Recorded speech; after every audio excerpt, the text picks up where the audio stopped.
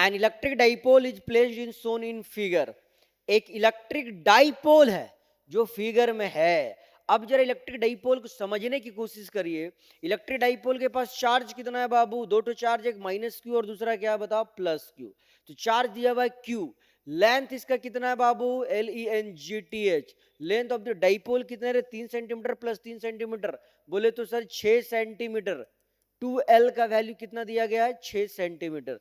Length जो होता है ना पूरा को बोलते हैं, और लेंथ को हम लोग L से नहीं दिखाते, 2L से दिखाते हैं।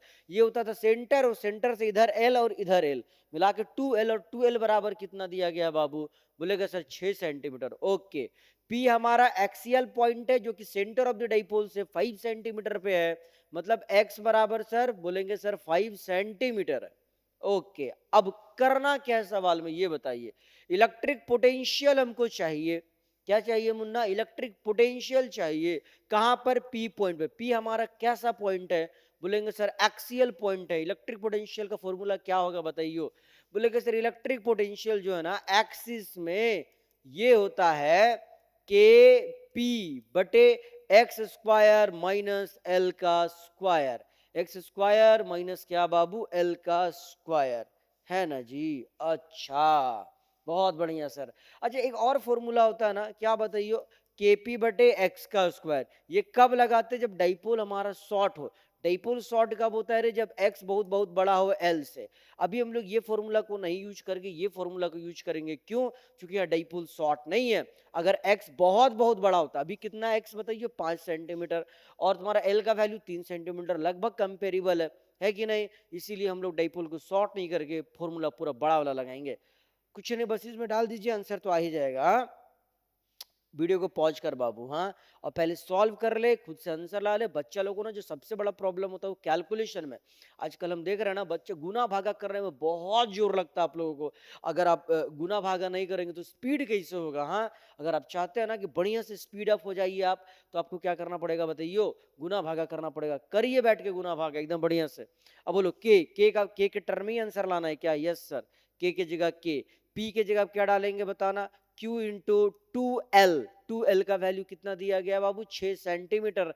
तो 6 गुणा 10 का power minus 2 centimetre bye x का स्क्वायर माइनस l का स्क्वायर। x का वैल्यू 5 सेंटीमीटर, तो 5 गुणा 10 का पावर माइनस 2, और इसका स्क्वायर है, इसका क्या करना होगा? स्क्वायर। फिर माइनस l का स्क्वायर। 2L का वैल्यू है 6 सेंटीमीटर, तो L का वैल्यू क्या होगा? 3 सेंटीमीटर ना। तो 3 इंटू 10 का पावर माइनस 2, और इसका क्या बाबू? स्क्वायर। अब करिएगा इसको सॉल्व। हाँ, कैसे करेंगे? बोले के क्यू को तो इधर साइड में रखिए सर।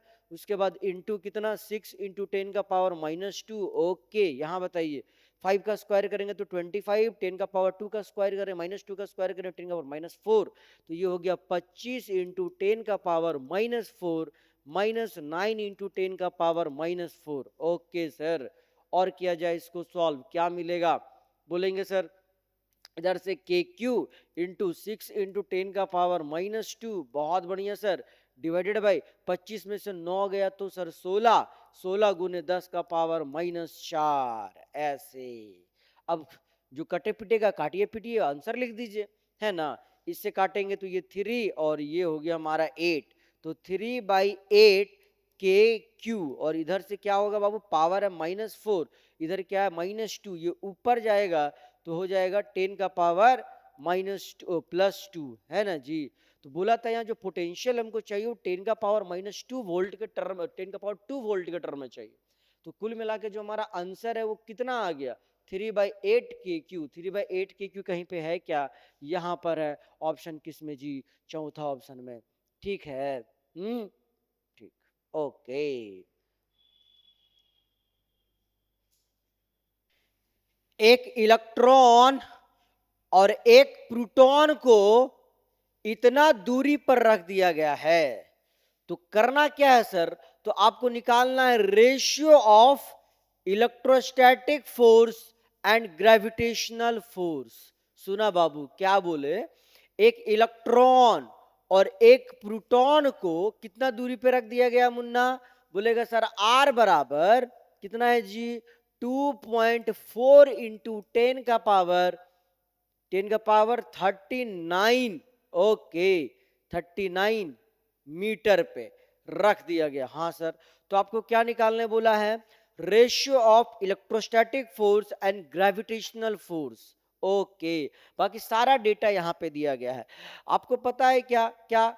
सुनियो, फोर्स ऑफ इलेक्ट्रोस्टैटिक या कुलाम्बिक जो होता है उसका फॉर्मूला क्या होता है बाबू?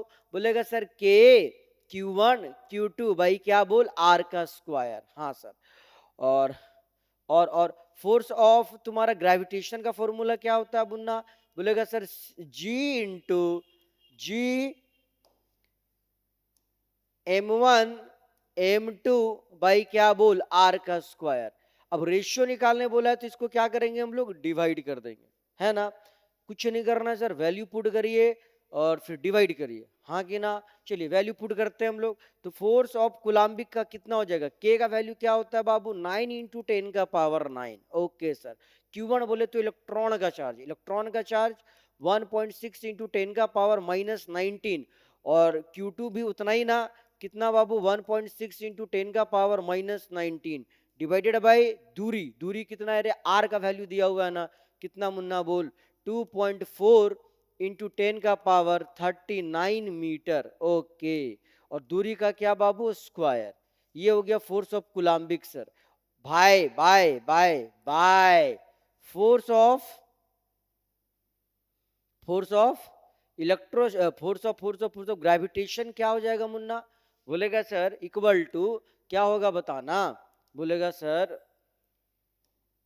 क्या हो जाएगा? जी का वैल्यू कितना होता है बाबू? 6.67 इंटू 10 का power minus 11 into M1, mass of electron देखिए दिया गया 9.11, बोले तो 9.11 इंटू 10 का power minus 31 kg into proton का मास कितना होगा जी? 1.67 इंटू 10 का power minus 27। Okay, divided by दूरी, दूरी कितना है? दूरी उतना ही है सर, 2.4 इंटू 10 का पावर कितना बाबू? 39, और इसका क्या बोलो? स्क्वायर। अब जब इसको आप सॉल्व करेंगे तो क्या होगा? ये वाला पार्ट ऊपर जाएगा, ये यहाँ पे आएगा, इससे ये कट जाएगा, और आपको क्या नजर आएगा? फोर्स ऑफ कुलाम्बिक बटे फोर्स ऑफ ग्रेविटेशन का वैल्यू ऐसे नजर आएगा, 9 इंटू 10 का पावर 9 इंटू 1.6 इंटू 10 का पावर माइनस 19 इंटू 1.6 इंटू 10 का पावर माइनस 19 डिवाइडेड बाई क्या नजर आएगा बाबू? 6.67 इंटू 10 का पावर माइनस 11 इंटू 9.1 इंटू 10 का पावर माइनस 31 इंटू 1.6 इंटू 10 का पावर माइनस 27। और जब आप पूरा सॉल्व करेंगे ना, इसको कमेंट करिएगा इतना आता है कि नहीं। जब आप पूरा सॉल्व करिएगा तो ये जो वैल्यू आएगा वो आएगा 10 का पावर 20। कितना आएगा मुन्ना? 10 का पावर 20, जो कि कौन सा ऑप्शन में है? बोलेगा सर ऑप्शन नंबर 1 पे है। ठीक है, सॉल्व करिएगा, लेकिन कैलकुलेशन करना आपका मौलिक कर्तव्य है, नहीं करेंगे बहुत दिक्कत होगा। ठीक है।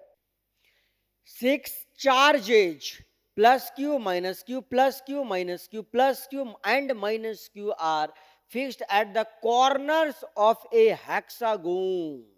क्या बोला बाबू? 6 ठो चार्ज है, 6 ठो चार्ज है, plus Q minus Q plus Q minus Q plus Q minus Q, जिसे कहाँ रखा गया है? कॉर्नर ऑफ ए हेक्सागोनल में। ओके, जिसका साइड लेंथ कितना दिया गया बाबू? डी दिया गया, आई सोन इन फिगर। बहुत बढ़िया सर, आगे बताइए करना क्या है? बोला क्या था? Work done in bringing a charge Q not, Q not को, क्यू नॉट चार्ज को, क्यू नॉट चार्ज को हाँ इंफिनिटी से सेंटर ऑफ द हेक्सागोन में लाने में कितना वर्क डन करना पड़ेगा? वापस से सुनिए क्या बोले? क्यू नॉट चार्ज को, किसको बाबू? क्यू नॉट चार्ज को इंफिनिटी से सेंटर ऑफ द हेक्सागोन में लाने में कितना काम करना पड़ेगा? हाँ, कितना काम करना पड़ेगा? हाँ जी, कितना काम करना पड़ेगा? सुनिएगा ध्यान से, कितना काम करना पड़ेगा? वर्क डन कब करना पड़ता है? जब हम अपने से मूव ना करें, जब हमें कोई मूव कराए, किसी के अगेंस्ट मूव करना पड़े, हाँ कि ना? समझिएगा, जब हम इस चार्ज को लाएंगे तो क्या होगा? हमें इन सारे चार्जों के कारण वर्क डन करना पड़ेगा, है ना जी। और अपने को पता है कि अगर ये चार्ज है हमारा Q और ये चार्ज है Q नॉट, जो कि अभी इन्फिनिटी पे था, इसको अगर हम चाहते यहाँ पर लाना आर दूरी पर, तो कितना वर्क डन करना पड़ेगा? बोलेगा सर के क्यू क्यू नॉट बटे आर, इतना वर्क डन करना पड़ता है। तो इतना सारा चार्ज के कारण कितना वर्क डन करना पड़ेगा? बोलेगा वर्क डन स्केलर क्वांटिटी है, सबके कारण निकाल दीजिए और जोड़ दीजिए। अरे हाँ कि ना, बुझाया बात? तो पहले अगर हम इसके कारण इस पर वर्क डन निकाले तो क्या होगा बाबू? बोलेगा सर के क्यू क्यू नॉट बटे, सुनो ये अगर डी है ना, तो ये दूरी भी कितना होगा? डी होगा। तो बोलेंगे सर डी। अब अगर इसके कारण निकाले तो क्या होगा? माइनस, माइनस चार्ज है ना यहाँ पे, के क्यू क्यू नॉट बटे क्या बोलो? डी। इसी प्रकार से इसके कारण निकाले तो क्या होगा बाबू? बोलेंगे सर प्लस के क्यू क्यू नॉट बटे क्या बोलो? डी। इसी प्रकार से इसके कारण निकाले तो माइनस के क्यू क्यू नॉट बटे डी, इसके कारण प्लस के क्यू क्यू नॉट बटे डी, इसके कारण बाबू माइनस, फिर इसके कारण प्लस। हो क्या रहा बताइए? इसको ये कैंसिल, इसको ये कैंसिल, इसको ये कैंसिल, टोटल वर्डन बताइए क्या हो जाएगा? बोलेंगे सर जीरो हो जाएगा। क्या हो जाएगा मुन्ना बताना? जीरो हो जाएगा। कोई कष्ट है क्या?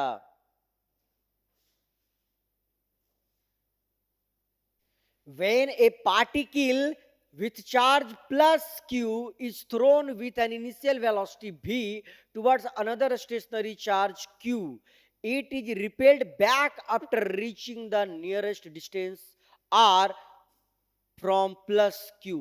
क्या बोला बाबू? सवाल बहुत बढ़िया सवाल है, ध्यान से सुनिएगा। ये प्लस क्यू, ओके, और इसके तरफ हम क्या करते हैं? एक चार्ज क्यू को यहां से थ्रो कर देते हैं। कितना वेलोसिटी से थ्रो करते हैं बाबू? v वेलोसिटी से हम थ्रो करते हैं।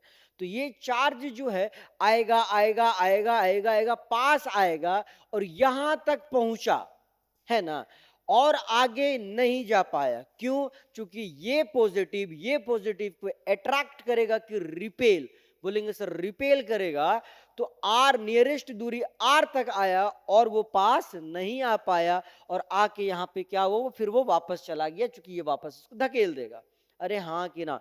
तो डिस्टेंस ऑफ क्लोजेस्ट अप्रोच कितना यहाँ पे बताइए? आर है। कब? जब इसको कितना वेलोसिटी दिए हम लोग? v वेलोसिटी दिए, है कि नहीं? अब सवाल क्या बता रहा है? The closest distance can it reach, कम से कम डिस्टेंस कितना होगा जब इसको हम लोग इनिशियल वेलोसिटी कितना देंगे? 2v। पहले v दिए थे तो r दूरी तक ये गया था। हम बोले क्या कि जब 2v देंगे तो कितना कम से कम दूरी पे ये लोग रहेगा, है ना बाबू? कैसे करेंगे? हम लोग बोलेंगे सर असलियत में इसको दिए क्या? वेलोसिटी। वेलोसिटी मतलब काइनेटिक एनर्जी, और काइनेटिक एनर्जी कितना होता है बाबू? हाफ एम वी का स्क्वायर, बराबर क्या हो जाएगा? हाँ, बोलेंगे सर जब पास आएगा ना तो ये इसको रिपेल कर रहा, कौन से एनर्जी से? पोटेंशियल एनर्जी से। पोटेंशियल एनर्जी का फॉर्मूला क्या होता है बाबू? के क्यू क्यू, हाँ, तो क्यू इंटू क्यू बटे क्या बाबू? आर। यहां से आर बराबर पता है अपने को, आर बराबर क्या है? बोलेंगे सर के क्यू क्यू बटे दो इधर गया तो दो इधर, एम भी का स्क्वायर। तो यहां से क्या मालूम पड़ा आपको कि जो आर है ना वो इनवर्सली प्रोपोर्शनल टू v का स्क्वायर है। r जो है वो क्या है?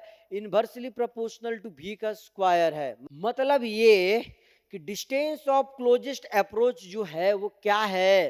बोलेंगे inversely proportional to, inversely proportional to, inversely proportional to v का स्क्वायर है ना? मतलब सर आर डैश का वैल्यू क्या हो जाएगा? मतलब जब वेलोसिटी 2 भी देंगे तो डिस्टेंस ऑफ क्लोजेस्ट अप्रोच क्या हो जाएगा? बोलेंगे 2v का स्क्वायर करिए ना सर, तो क्या नजर आएगा? बोलेंगे आर डैश जो होगा वो बाबू क्या होगा? बोलेंगे सर 2v का स्क्वायर मतलब 4v। जो v दिए थे तो r था, तो जब जब जब जब जब जब जब जब हम लोग 2v दे देंगे तो क्या हो जाएगा? r डैश का वैल्यू बाबू बोलेंगे सर r/4 हो जाएगा। कितना हो जाएगा मुन्ना बताना? r/4 हो जाएगा। समझ में आ रहा है बात? r/4 कहां पे आंसर है? बोलेंगे सर ऑप्शन 4 में। ठीक है। 12 point charges each of charge q coulomb. हमारे पास 12 पॉइंट चार्जेज है जिसका चार्ज कितना दिया गया बाबू? q कूलाम दिया गया। Okay sir. Are placed at the circumference of a circle of radius r। With equal angular spacing, with equal angular spacing. यहां पे देखिए हम क्या किए, एक घड़ी का सहारा लिए हैं। हाँ सुनियो, क्या किया गया, 12 तो चार्ज लिया गया, 12 चार्ज है ना हमारे पास। तो पहला चार्ज को अगर हम यहाँ पे रखेंगे तो दूसरा को यहाँ पर, तीसरा को यहाँ पर, चौथा को यहाँ पर, इसी प्रकार से सारा चार्ज जो हमारे पास 12 चार्ज है उसको हम ऐसे करके क्या करेंगे बताओ, रख लेंगे। बोला इक्वल स्पेस में रखना है, इसीलिए हम लोग घड़ी का सहारा यहाँ पर लिए हैं। ओके सर, रख लिए हम लोग। फिर क्या बोला, if one of the charge is removed. अब इनमें से हम क्या करेंगे, किसी एक चार्ज को रिमूव कर देते हैं। चलिए ये वाला चार्ज को हम रिमूव कर दिए, बहुत बढ़िया सर, आगे बताइए। हाँ अब क्या बोलना है, the net electric field in newton per coulomb at the centre of the circle is. तो बताना इन चार्जों के कारण, इन चार्जों के कारण सेंटर ऑफ द सर्कल में, इन चार्जों के कारण सेंटर ऑफ द सर्कल में टोटल इलेक्ट्रिक फील्ड कितना होगा। सुनिएगा, हम एक का करके निकाल रहे, ध्यान से देखिएगा। हाँ बताना, ये रेडियस कितना दिया गया बाबू, बोलेगा सर आर। तो ये वाला चार्ज के कारण यहां पर इलेक्ट्रिक फील्ड कितना होगा, तो बोलेगा सर इलेक्ट्रिक फील्ड का फॉर्मूला अपने को पता है, 12.12 पे जो रखा गया उसके कारण निकाल रहे हैं। बताना कितना होगा, बोलेगा सर के क्यू बटे आर का स्क्वायर होगा। और इसका डायरेक्शन क्या होगा बाबू, तो अपने को पता है ना कि जहां पे इलेक्ट्रिक फील्ड निकालना होता है वहां पर हम अपने से पॉजिटिव चार्ज ले लेते हैं। तो ये पॉजिटिव चार्ज को क्या करेगा, अट्रैक्ट की रिपेल। बोलेंगे सर यहाँ पे रखा गया पॉजिटिव को, ये करेगा रिपेल। तो इसके कारण इलेक्ट्रिक फील्ड इतना होगा, और इसको क्या करेगा बाबू, ये रिपेल करेगा। क्या करेगा मुन्ना, बोलो, रिपेल करेगा। बहुत बढ़िया सर, आगे बढ़ते हैं, आगे बताना। अब जरा इसके कारण भी निकाल के देखो तो बाबू, इसके कारण क्या होगा। इसके कारण बोलेगा सर ये दूरी जो है अभी भी आर है, और चार्ज क्या है, क्यू है। तो इसके कारण भी इलेक्ट्रिक फील्ड इतना ही होगा। अरे हाँ कि ना, बट डायरेक्शन किधर के तरफ होगा, ये चार्ज पॉजिटिव है तो इसके कारण जो इलेक्ट्रिक फील्ड का डायरेक्शन होगा वो इधर के तरफ होगा। बहुत बढ़िया सर, अब सुनियो बाबू बात को बढ़िया से। हाँ, इलेक्ट्रिक फील्ड कैसा क्वांटिटी है, स्केलर क्वांटिटी कि वेक्टर क्वांटिटी। हम लोग बोलेंगे सर वेक्टर क्वांटिटी है। और वेक्टर क्वांटिटी क्या होता है, याद करिए, दो वेक्टर अगर सेम डायरेक्शन में तो कैसे जोड़ते हैं, ए प्लस बी, अपोजिट में तो कैसे जोड़ते हैं, ए माइनस बी। यहां देखिएगा, इसके कारण इलेक्ट्रिक फील्ड ऊपर की तरफ, इसके कारण इलेक्ट्रिक फील्ड नीचे की तरफ, दोनों का डायरेक्शन क्या है, सेम कि ऑपोजिट। बोलेंगे सर ऑपोजिट है, और मैग्नीट्यूड सेम, दोनों का इलेक्ट्रिक फील्ड का मैग्नीट्यूड सेम और डायरेक्शन ऑपोजिट। तो टोटल इलेक्ट्रिक फील्ड क्या होगा, इन दोनों के कारण टोटल इलेक्ट्रिक फील्ड क्या होगा, बोलेंगे सर जीरो हो जाएगा। इन दोनों के कारण टोटल इलेक्ट्रिक फील्ड क्या हो जाएगा, जीरो हो जाएगा। इसी प्रकार से, इसी प्रकार से इन दोनों के कारण भी टोटल इलेक्ट्रिक फील्ड क्या हो जाएगा बाबू, जीरो। इसी प्रकार से इन दोनों के कारण भी टोटल इलेक्ट्रिक फील्ड क्या हो जाएगा, जीरो। हाँ, इसी प्रकार से इन दोनों के कारण भी टोटल इलेक्ट्रिक फील्ड क्या हो जाएगा, जीरो। इन दोनों के कारण भी टोटल इलेक्ट्रिक फील्ड क्या हो जाएगा बाबू, जीरो, है ना। ये वाला चार्ज बच गया, इसके कारण यहाँ पे इलेक्ट्रिक फील्ड कितना होगा, ये तो इसको जीरो कर नहीं पाएगा क्योंकि यहाँ पे चार्ज है ही नहीं। किसी एक चार्ज के कारण इलेक्ट्रिक फील्ड कितना होगा, बोले के क्यू बटे आर का स्क्वायर। और अपने को पता है कि के का वैल्यू कितना होता है बाबू, बोलेंगे 1/4 pi epsilon naught Q by R का स्क्वायर। कहीं पे अगर ऑप्शन में है तो टिक मारिए। बताइए यहाँ पे 1/4 pi epsilon naught Q by R का स्क्वायर कहाँ पे है, बताइयो। बोलेगा सर ऑप्शन 3 में। आया बात समझ में, कोई कष्ट है क्या, नहीं ना।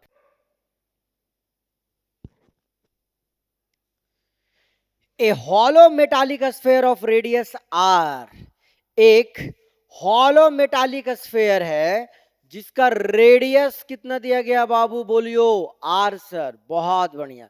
Given A charge plus Q on it's outer surface, इसको कितना चार्ज दिया गया, प्लस क्यू, और चार्ज ये कहां रहेगा, बोलेगा सर ये मेटल है इसीलिए चार्ज जो है ना आउटर सरफेस में रहेगा। बहुत बढ़िया सर, ले रह गया। The electric potential at A distance r/3, r/3 मतलब सर r/3, बोलिए r/3 जो होगा वो अंदर होगा स्फीयर के कि बाहर, बोलेंगे सर अंदर होगा r/3, जो अंदर होगा from the centre of the sphere will be, electric potential निकालना है बाबू आपको r/3 डिस्टेंस में फ्रॉम सेंटर। कैसे होगा सुनिएगा। इलेक्ट्रिक फील्ड के बारे में पहले आप बताइए, तो electric field inside a hollow sphere क्या होता है? जीरो होता है। क्या बोले हम? Electric field inside a hollow sphere क्या होता है बाबू? बोलेंगे सर जीरो होता है। और जहां पर भी इलेक्ट्रिक फील्ड जीरो होता है ना, पोटेंशियल कांस्टेंट होता है। क्या बोले हम? जहां पर भी इलेक्ट्रिक फील्ड जीरो होगा ना, पोटेंशियल वहां पर कांस्टेंट होता है। मतलब सर, मतलब ये कि इस स्फेयर के यहाँ यहाँ यहाँ यहाँ यहाँ यहाँ यहाँ यहाँ यहाँ कहीं पर जाकर के देखेंगे हम, पोटेंशियल जो होगा वो क्या होगा? कांस्टेंट होगा। और कितना होगा? बोलेंगे जितना पोटेंशियल सरफेस में होगा ना, उतना ही पोटेंशियल होगा। अब सवाल है सर सरफेस में पोटेंशियल कितना होता है? बोलेंगे सर के क्यू बाई आर होता है। के क्यू बाई क्या होता है? आर। हाँ, तो के के जगह के, क्यू के जगह पर क्यू और आर के जगह पे आर लिख दीजिए, हो गया पोटेंशियल। ओके, के क्यू बाई आर। के का वैल्यू सर 1/4πε0। बोले तो कौन सा ऑप्शन करेक्ट होगा बाबू? ऑप्शन नंबर 3 है ना। सिंपल सी सवाल।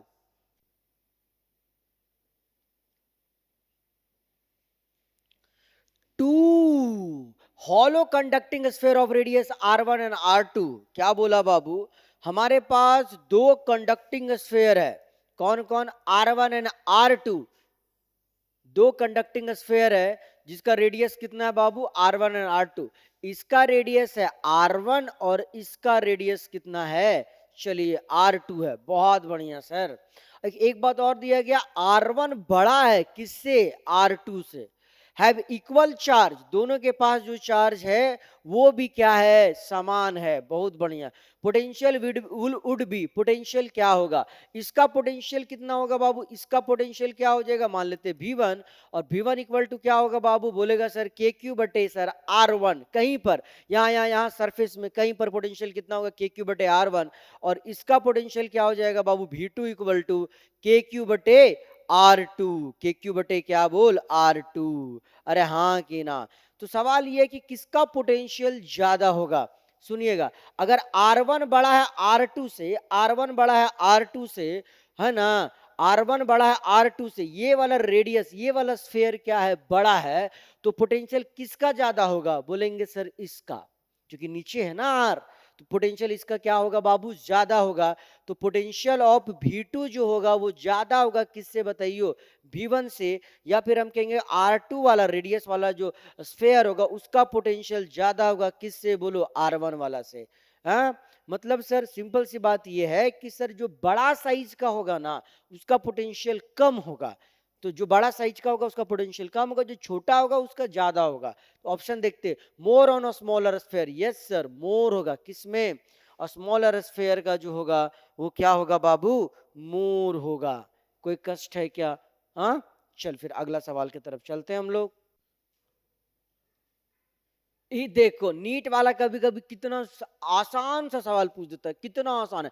Angle between electric field line and equipotential surface. Equipotential surface और इलेक्ट्रिक फील्ड लाइन के बीच में कितना एंगल होता है? बोलेंगे सर 90 डिग्री होता है। Always perpendicular, electric field line is always perpendicular to equipotential surface. अरे हाँ कि हाँ, ठीक है।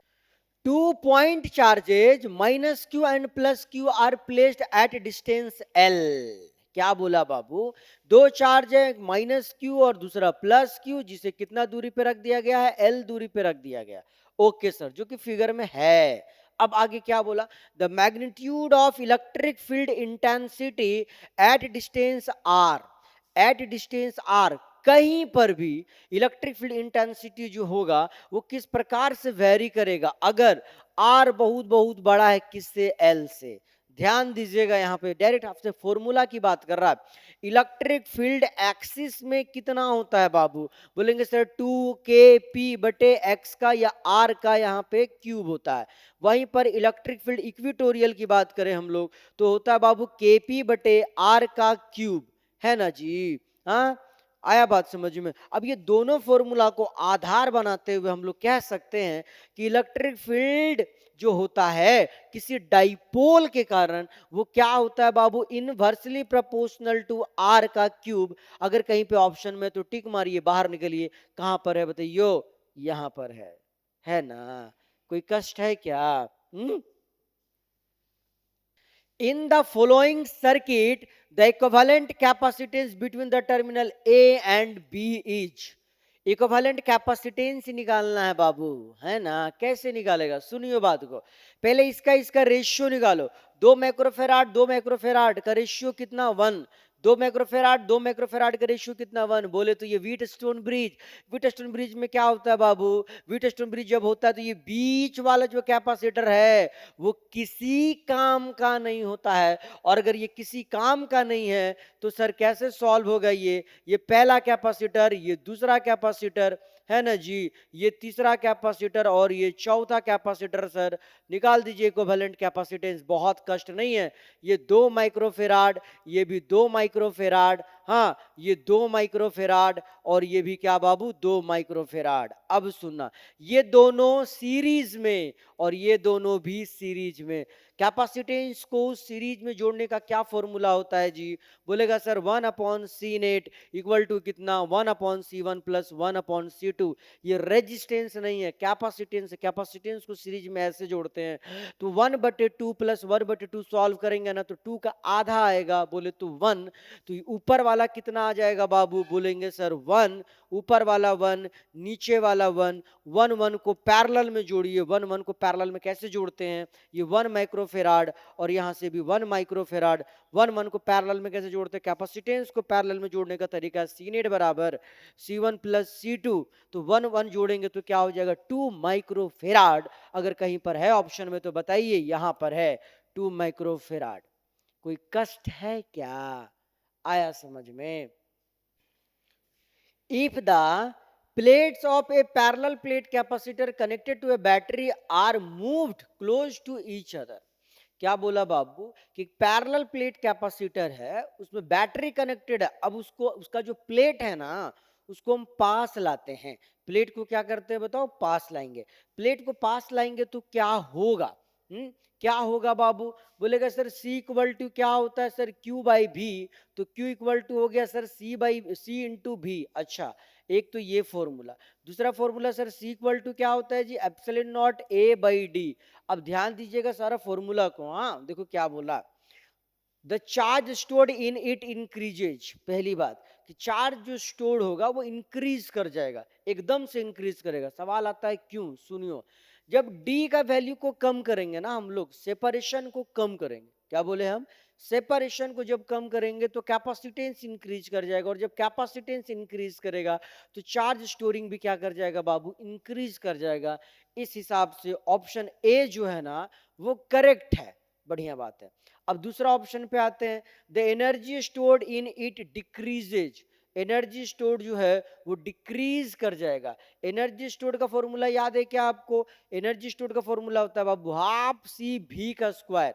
क्योंकि बैटरी कनेक्टेड है तो वोल्टेज में तो कोई बदलाव नहीं आएगा, पर कैपेसिटेंस इंक्रीज करेगा। कैपेसिटेंस इंक्रीज करने से एनर्जी भी इंक्रीज करेगा। यहाँ ऑप्शन में क्या है? डिक्रीजेज, है ना? क्या दिया हुआ? एनर्जी स्टोरिंग कैपेसिटर डिक्रीजेज नहीं, डिक्रीज नहीं करेगा, इंक्रीज करेगा। अरे आया बात समझ में? अगला बात पे आते हैं, इट्स कैपेसिटेंस इंक्रीजेज। हाँ सर, कैपेसिटेंस तो शुरू में ही बात की है हम लोग कि वो इंक्रीज करेगा। तो ए और सी तो सही हो गया अभी तक। आगे बढ़ते हैं हम लोग, the ratio of charge to its potential remain the same. नहीं, रेशियो सेम नहीं होगा। कैसे होगा? चार्ज का वैल्यू लगातार बढ़ रहा होगा, है ना, और वोल्टेज फिक्स है, रेशियो कभी भी फिक्स नहीं होगा। ये गलत है। अगला ऑप्शन पे आते हैं, the product of charge end voltage increases. Yes sir, क्योंकि चार्ज का वैल्यू लगातार बढ़ेगा, वोल्टेज फिक्स रहेगा, तो क्या होगा? प्रोडक्ट जो है लगातार इंक्रीज करेगा। तो product of charge end voltage क्या बाबू? इंक्रीजेज। तो ए, सी और डी किस में बढ़ रहा है? बोलेगा ए, सी और ई, सॉरी ई कहां पर ऑप्शन में? बोलेंगे सर ऑप्शन नंबर 2 में। आया बात समझ में? Two identical charge conducting sphere A and B. हमारे पास दो चार्ज कंडक्टिंग स्फीयर है ए एंड दूसरा क्या बाबू बी। ये हो गया सर हमारा ए और ये क्या हमारा बी। बहुत बढ़िया sir. Have their centres separated by distance charge on each sphere is Q. इसको कितना चार्ज दिया गया क्यू, इसे भी चार्ज दिया गया sir Q. Okay and the force of repulsion between them is F. और इसके बीच में जो फोर्स है वो कितना लग रहा है बाबू, एफ लग रहा है। ये एफ का वैल्यू क्या होगा, बोलेंगे सर के क्यू क्यू बटे क्या आर का स्क्वायर। बहुत बढ़िया, आगे बढ़ते हैं। अब आया a third identical uncharged conducting sphere is brought in contact with a sphere A। देखो यहां से जो है ना सवाल में थोड़ा कहानी बदल गया। क्या बोला बाबू, अब ध्यान से सुनिएगा। बोला क्या कि एक थर्ड कंडक्टिंग स्फीयर आया सी जो अनचार्ज्ड है, वो किसके साथ टच कराया गया, ए के साथ। तो ए के पास कितना चार्ज है क्यू और ये अनचार्ज्ड है। तो जब हम इन लोग को टच कराएंगे और टच कराने के बाद जब अलग करेंगे तो बताना सी के पास कितना चार्ज हो जाएगा और ए के पास कितना चार्ज हो जाएगा। बोलेंगे सर दोनों चार्ज का सम का हाफ, इसके पास जीरो इसके पास क्यू, तो Q plus zero equal to Q by two. बोले तो सर इसके पास चार्ज होगा क्यू बाई टू और इसके पास भी चार्ज होगा क्यू बाई टू। किसके पास, सी के पास। और ये कौन है हमारा, ए है। तो ए के पास कितना चार्ज हो गया बाबू क्यू बाई टू और सी के पास क्या हो गया क्यू बाई टू। ओके आगे, आगे क्या है बाबू, sphere A first and then with sphere B. अब क्या, अब सी को जो है ना वो बी के साथ भी टच कराया गया, सी को बी के साथ भी टच कराया गया। तो ये है हमारा सी जिसके पास चार्ज है क्यू बाई टू और ये हमारा बी, बी के पास कितना चार्ज है बाबू क्यू। दोनों को टच करा देंगे हम लोग, टच करा देंगे तो चार्ज क्या हो जाएगा तुम्हारा इसमें। अब कितना चार्ज हो जाएगा सी के पास, बताना। बोलेगा सर ऐसे होगा Q by two plus Q कितना हो गया सर थ्री बाई टू और उसका हाफ। तो बोलेंगे सर इसके पास चार्ज हो जाएगा सी के पास थ्री क्यू बाई फोर और इसके पास भी कितना हो गया बाबू three Q by four. Okay किसके पास, बी के पास। बहुत बढ़िया, हाफ हाफ हो जाएगा ना, हो गया। अब क्या बोला है आगे सुनना, a new force of repulsion between कौन कौन बाबू, A and B will be. अब बताना आपको कि ए और बी के बीच में कितना फोर्स लगेगा अगर उसको उतना ही दूरी पे रखा जाए। तो ए के पास अब चार्ज कितना है, बोलेंगे सर क्यू बाई टू है। ओके, और बी के पास अब कितना चार्ज है, तो बोलेंगे sir three Q by four है ना। बी के पास इतना चार्ज है तो फोर्स कितना लगेगा, कूलम्स लॉ तो याद ही है आपको। बोलेंगे एफ डैश बराबर के क्यू वन, क्यू वन मतलब sir Q by two into Q two three Q by four. बहुत बढ़िया, बाई क्या आर का स्क्वायर। सॉल्व करेंगे हम इसको तो एफ डैश बराबर क्या नजर आएगा बाबू, बोलेंगे सर के इधर थ्री क्यू क्यू बोले तो क्यू इंटू क्यू बाई क्या जी चार दूना आठ इंटू क्या बोलो आर का स्क्वायर। कंपेयर कर लेते हैं, के क्यू क्यू बाई आर का स्क्वायर जो है, के क्यू क्यू बाई आर का स्क्वायर इक्वल टू अगर एफ है तो एफ डैश बराबर कितना हो जाएगा मुन्ना, बोलेंगे सर एफ, अरे यार बोलेंगे सर एफ डैश बराबर जो है, एफ डैश बराबर जो है कितना आ जाएगा three by eight F, three by eight F. कहीं पे ऑप्शन में है क्या, देखिएगा थ्री बाई एट एफ कहीं पे ऑप्शन में, यस सर, कहाँ पे, ऑप्शन फोर में।